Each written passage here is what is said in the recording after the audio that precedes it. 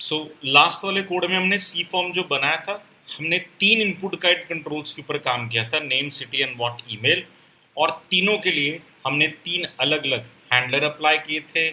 3 के लिए 3 हमने हमने अलग अलग यूज स्टेट वेरिएबल्स क्या डिफाइन किए थे। अब इसका शॉर्टकट पहले देख रहे हैं। मेरे फॉर्म्स हो सकता है कि जब मैं ऑब्वियसली यूजर से डेटा कैप्चर कर रहा हूँ तो 3 तो नहीं होंगे, 3 से तो बहुत ज़्यादा ही होंगे, 7, 8, 10, 12 ऐसे कुछ होंगे। Name, address, city, state, post code, ऐसे बहुत कुछ होगा।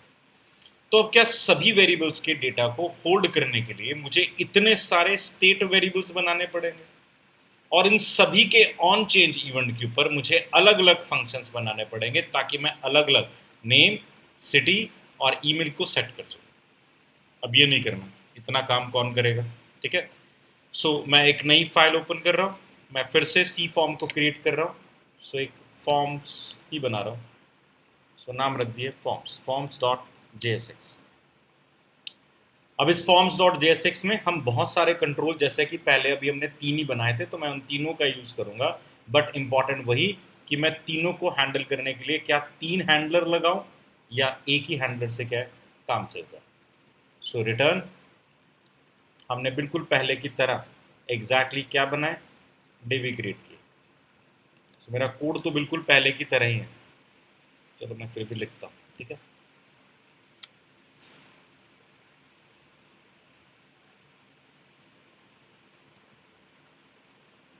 ठीक, अब मैं डिव के अंदर क्या राइट कर रहा हूँ, एक डिव पहले की तरह, name colon we have input,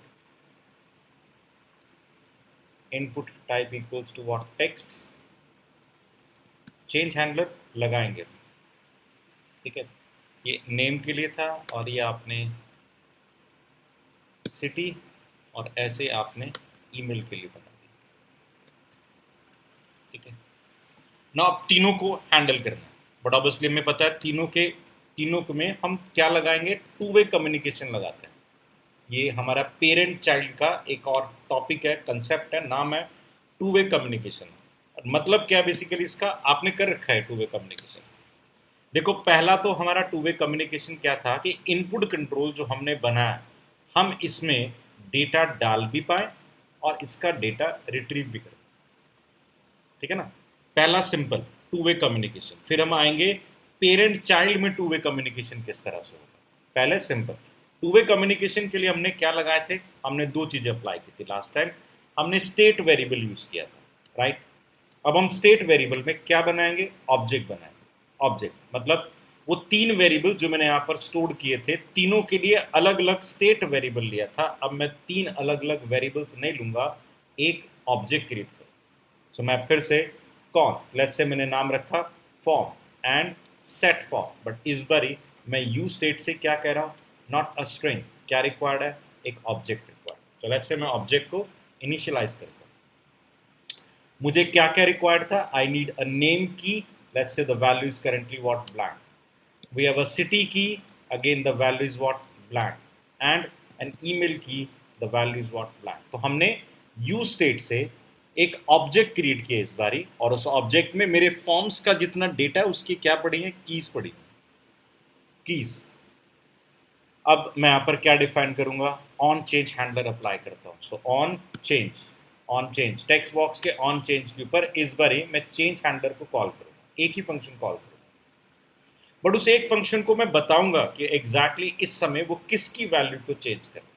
अब देखो चेंज के ऊपर आप चेंज हैंडलर अब तक रेफरेंस दे रहे थे, आपने एक फंक्शन का क्या भेजा, रेफरेंस भेजा, तो आपने फंक्शन अलग से बना।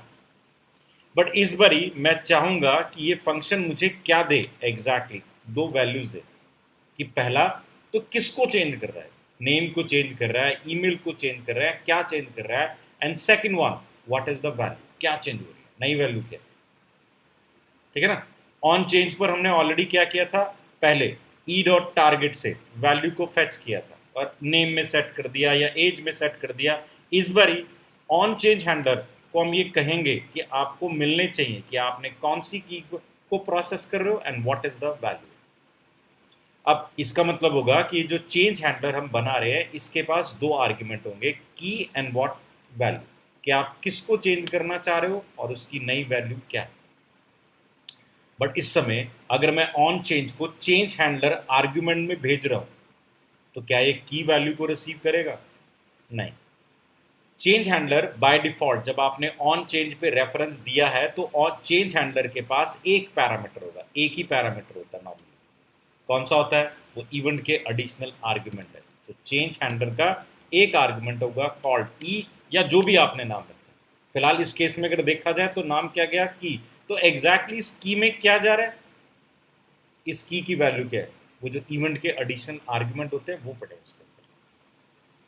अब क्या मैं चेंज हैंडलर को कॉल करते हुए वैल्यूज भेज सकता हूँ, मतलब कॉलिंग कर सकता हूँ? नहीं, क्योंकि ऑन चेंज पे अगर आपने चेंज हैंडलर को कॉल किया है तो इसका मतलब है ऑन चेंज पे क्या लगा, जो ये रिटर्न करेगा वो लगा। यानी फंक्शन एक ही बारी कॉल होगा, यहीं पर अभी कॉल हो गया, और ये जो फंक्शन रिटर्न करेगा that is assign to what on change है। तो ऑन चेंज पे क्या कॉल होगा? जो ये रिटर्न कर रहा है। फिलहाल तो ये कुछ रिटर्न नहीं कर रहा, अनडिफाइंड।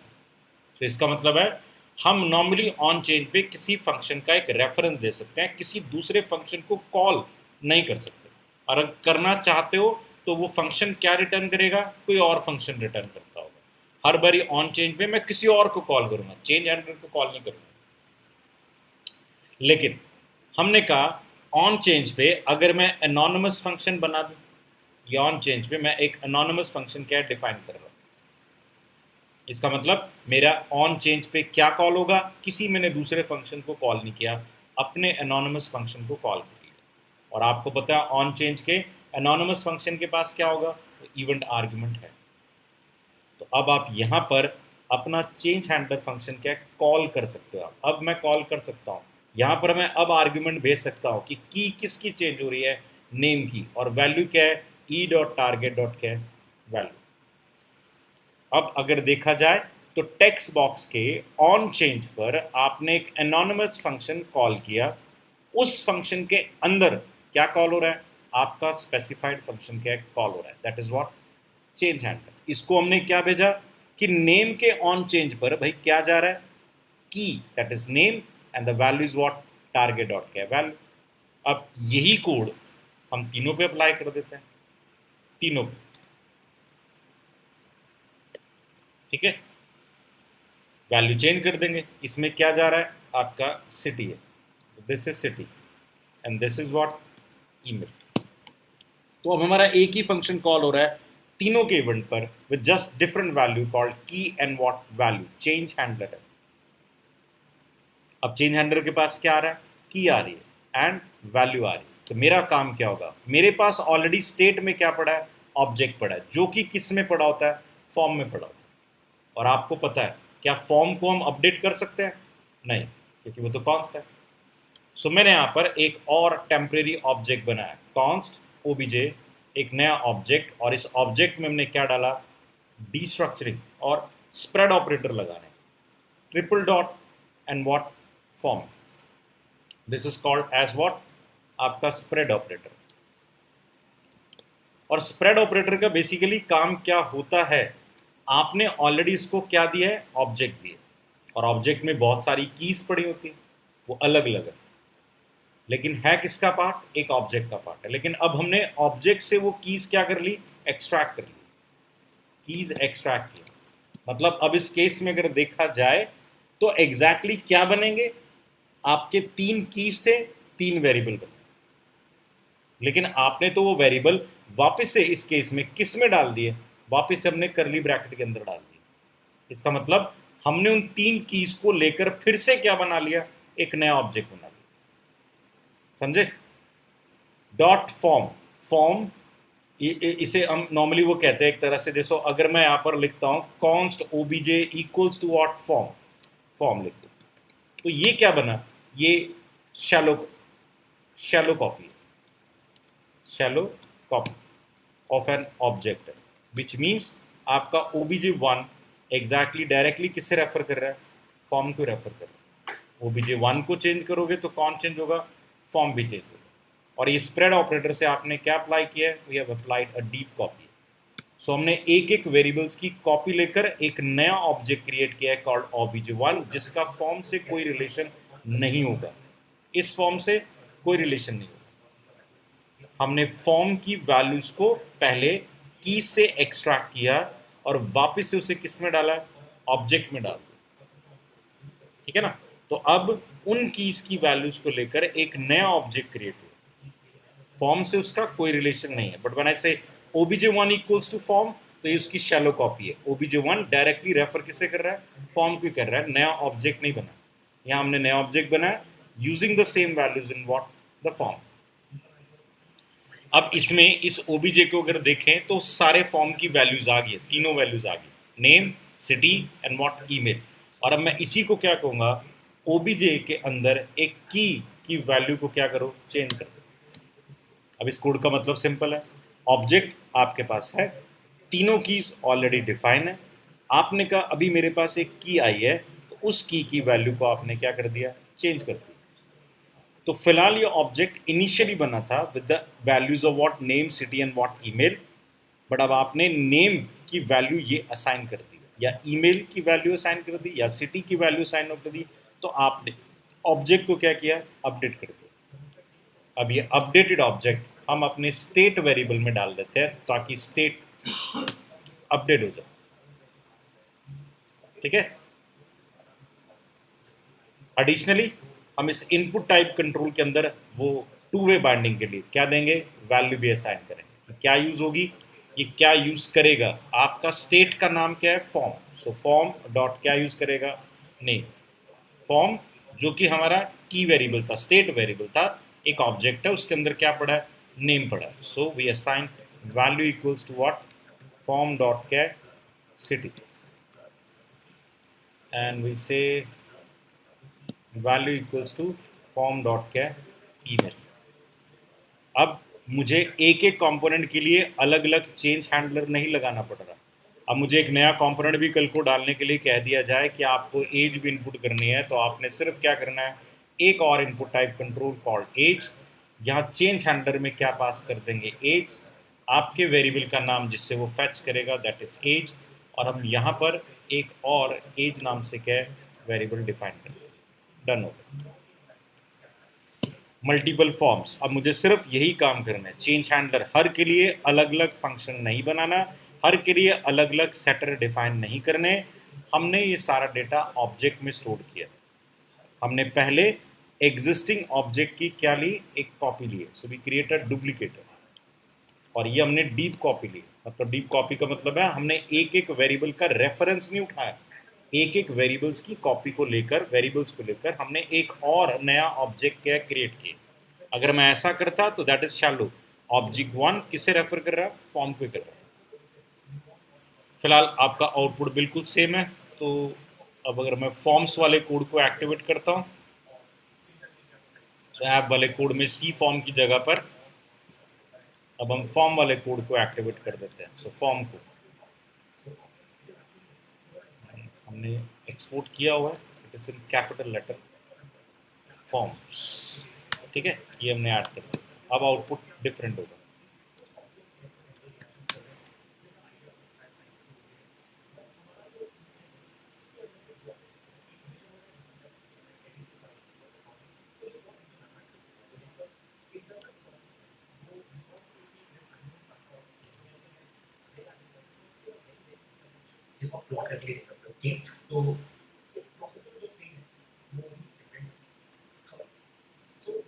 फिलहाल आया नहीं है, पहले तो ना आए, ब्लैंक स्क्रीन आए तो पहले इंस्पेक्ट में जाके एरर ही चेक करनी है कि एग्जैक्टली किस वजह से नहीं आया।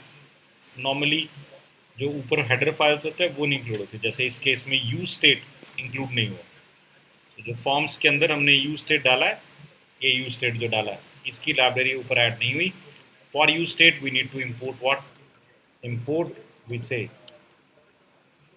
You state from the React library. So now it should work, right? अब मल्टीपल डेटा है, सारा प्रोसेस कर सकते हैं। और लास्ट टाइम के तरह ही आपने इसको डिस्प्ले करने के लिए क्या लिया था, एक नीचे डिव ऐड किया था जिसमें नेम कॉलन, और आपने कहा था फॉर्म डॉट क्या नेम। तो अगर बट ऑब्वियसली चेंज हो रहा है ऑब्जेक्ट के अंदर, तो चेंज वैल्यू डायरेक्टली हमें यूआई पे क्या दिखती रहेगी। तो name, city, email, and age. मैंने नीचे एज इट इज डिस्प्ले कर दिया जिससे कि हमें एग्जैक्ट पता लगता रहेगा कि यस हमारे स्टेट वेरिएबल के अंदर डेटा क्या है जा रहा है। मैं यहाँ पर टाइप कर रहा हूँ वो डेट स्टेट वेरिएबल में जा रहा है क्योंकि हम यहाँ पर डेटा कहाँ से फैच कर रहे हैं, स्टेट वेरिएबल से क्या है फैच कर रहे हैं। तो मुझे पता लग रहा है कि मेरी सारी वैल्यूज जो मैं डाल रहा हूँ वो एग्जैक्टली स्टेट वेरिएबल में जा रही है। अब फॉर्म जितना मर्जी बड़ा, मेरे लिए इंपॉर्टेंट अब क्या है कि ये कोड जो हमने राइट किया जर्नल कोड, कि हमने ऑब्जेक्ट्स के अंदर डेटा स्टोर किया और ऑब्जेक्ट को क्या कर रहे हैं, प्रोसेस कर रहे हैं। इंस्टेड कि मैं हर के लिए अलग अलग फंक्शन बनाता, अब एक फंक्शन के अंदर मैं आर्ग्यूमेंट के थ्रू बता रहा हूँ कि हम क्या काम कर रहे हैं। और आर्ग्यूमेंट भी नॉर्मली मैं इफ एल्स अप्लाई नहीं कर रहा कि अगर नेम आर्ग्यूमेंट में आया तो नेम को चेंज करना है, नहीं। हमने हर बारी एक नया ऑब्जेक्ट बनाया, 3 कीज होंगी उसमें, उस पर्टिकुलर की वैल्यू को हमने क्या कर दिया, अपडेट कर दिया। अगर की नहीं बनी होगी तो अपने आप बन जाएगी, और अगर बनी होगी तो उसी की वैल्यू क्या हो जाएगी, अपडेट हो जाएगी।